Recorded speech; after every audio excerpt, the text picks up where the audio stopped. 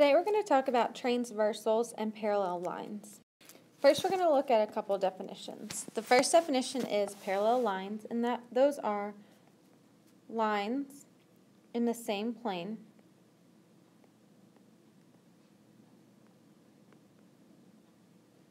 that never intersect.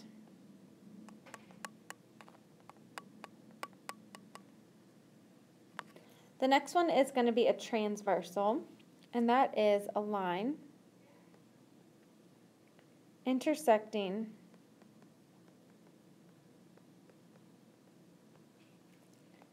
two or more lines. And we'll see an example of this in a second. Congruent angles are angles with the same measure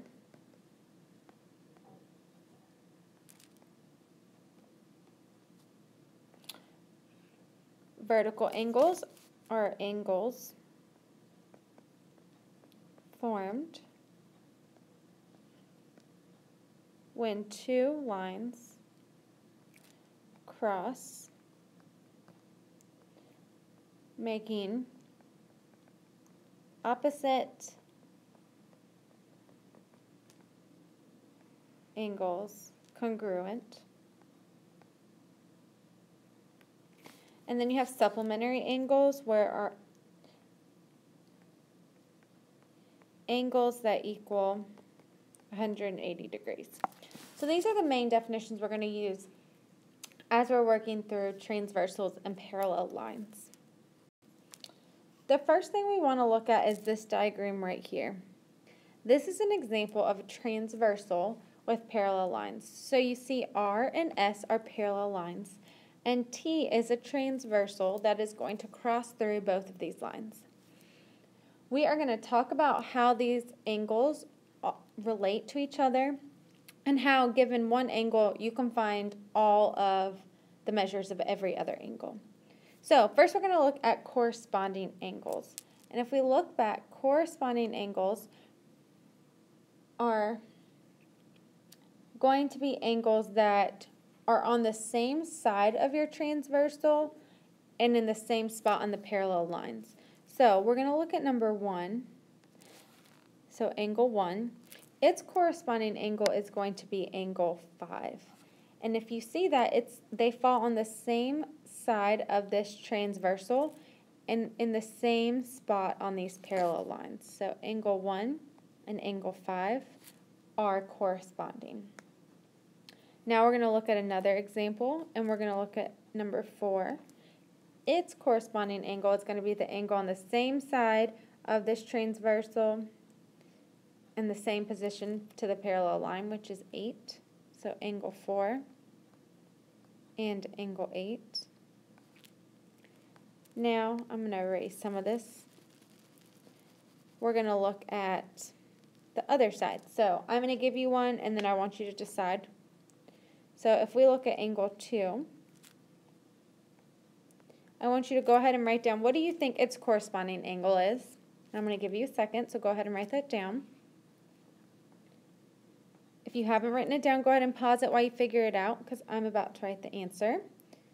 Hopefully you wrote angle 6 was its corresponding angle, because they are in the same spot. And now we're going to try the next one, angle 3. Go ahead and write down what you think its corresponding angle is. And if you wrote down angle 7, then you are correct. Now we're going to look at alternate interior angles.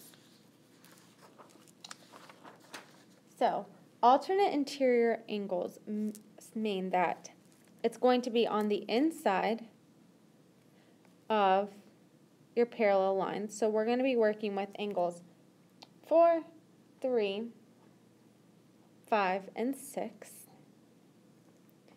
And we're going to look at the ones that are on opposite sides of each other. So for the alternate interior, we have 4 and 6. These are opposite angles on the interior, the inside of the parallel lines. And then we also have 3 and 5.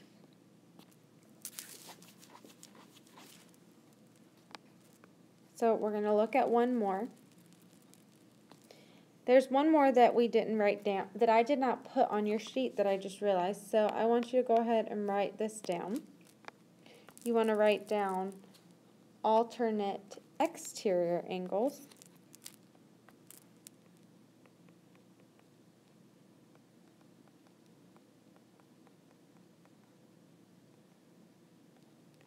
So we said the alternate interior ones were on the inside of the parallel line. So the alternate exterior are going to be on the outside of the parallel lines.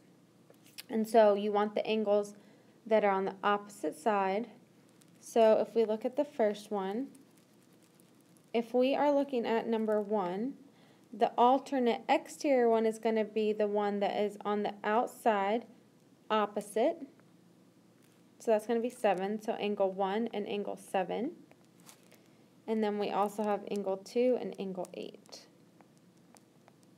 Now that we've matched all these up, we're saying that all of these that we said, like 1 and 7, 2 and 8, they are all equal to each other, these alternate exterior angles, which is really great. So it's a great way for us to say, okay, these angles are equal. And the same with the corresponding 1 and 5, they're going to be equal. 2 and so now we're going to look at 2 more. We're going to look at some vertical angles and we're going to look at some supplementary angles because you can do that as well. So there are many vertical and supplementary angles, but we're just going to go over 2 of each. So our vertical angles, we can say, for example, are 2 and 4. Angle 2 and angle 4 are going to be vertical, so they are going to be equal to each other. We can say 5 and 7. They are vertical, so they are going to be equal to each other. We have 6 and 8. And our last one, we have 1 and 3. These are going to be our vertical angles. The next one we have are supplementary angles. So they equal 180 degrees. So you can see we have a lot. So you write down some of these examples. We have angle 2 and angle 3, angle 6 and 7, angle 5 and 8, 1 and 4. Now I'm about to show you some more examples. You have 1 and 2, 4 and 3, 5 and 6, 8 and 7. So you see we have a lot of different pairs that will combine together to equal 180 degrees. So the last thing we're going to do is I have now blown this picture up, and I'm going to help you fill in that chart to figure out all the different degrees. So if we look, it says angle 5 is 50 degrees. And this is given. Now we can use angle 5 to figure out every single angle on this transversal. The way we want to go about that is we want to look at this one first and use the idea of supplementary and vertical angles to solve. And then once we have solved 5, 6, 7, and 8, we can use the idea of alternate interior and alternate exterior corresponding angles to solve the top. So let's start at the bottom. If we know angle 5 is 50 degrees, then we can use what we know about vertical angles to find number 7. So if 5 is 50 degrees, then 7 is also 50 degrees, and your reasoning is because they're vertical angles. Now, if we know number 7, we can also find out number 6 because they are supplementary angles. So you would say 180 minus 50 is 130. And this is because they are supplementary. Then, because you know 6, you know 8, it's 130 because they are vertical. Hopefully this is making some sense to you. Now I'm going to show you, there are a lot of different ways you could have done this. You knew 50, so you could have done vertical here, supplementary for number 8, vertical for number 6, but they still would have given you the same answers. So now we're going to look and try and solve this. Based off what we know from the bottom part, we know that some of these are equal. So the first one we want to find is, let's use 5. We know 5. We also know that 1 is its corresponding angle, and they're going to be the same. So this is going to be 50 degrees. We know that, and we're going to say this is because they're corresponding. We also know that 6 and 4 are interior alternate angles, and they have to be equal, so this is going to be 130.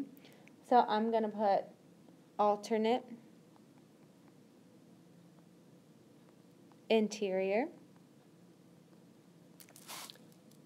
And we can do the same. We could now use the vertical angles to find 2 and 3, but let's practice using our corresponding and alternate exterior. So we know alternate exterior for 2 and 8, so this is also going to be 130. Alternate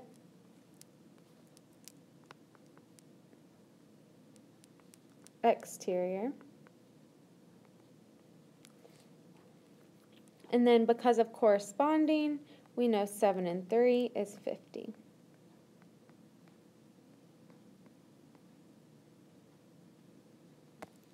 So this is what you need to know how to do tomorrow, using the idea of congruent, supplementary, vertical, and alternating interior and exterior to be able to solve transversals. So we're going to do some more work with it tomorrow, and make sure you bring your notes.